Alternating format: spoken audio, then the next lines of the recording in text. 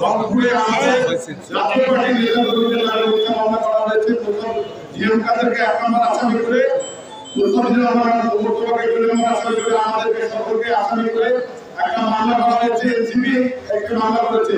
এই এনসিপি সারা দেশে মঞ্চাসীন করছে, তাদের সরকার নীরব ভূমিকা পালন করছে। আজকে আপনারা দেখেন যে শেখ হাসিনা যখন ক্ষমতায় ছিল, জিএম কাদেরের সভাপতি পদ, পার্টি চেয়ারম্যানের পদ আটকে রাখার জন্য একটা জজ করে একটা রায় দিয়ে জিএম কাদেরের পদ 6 মাস আটকে রেখেছিল।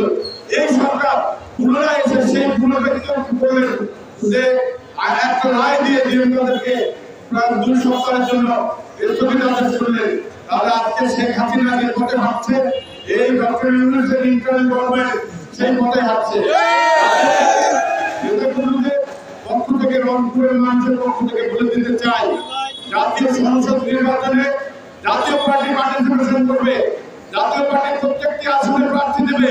জাতীয় পার্টি দিয়ে যদি কোনো রকম ষড়যন্ত্র করেন, আপনারা আওয়ামী লীগকে নিয়ে ষড়যন্ত্র করেছেন, আপনারা যদি জাতীয় পার্টিকে নিয়ে ষড়যন্ত্র করেন, রংপুর তথা রংপুর বিভাগে বৃহত্তর আন্দোলন করে তুলবে এবং আমার মনে হয় এই আন্দোলনে সারা বাংলাদেশের মানুষ সাড়া দেবে।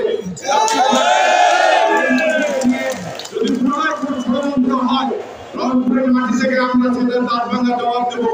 জিএম কাদেরের পক্ষে জাতীয় পার্টির রংপুর আছে।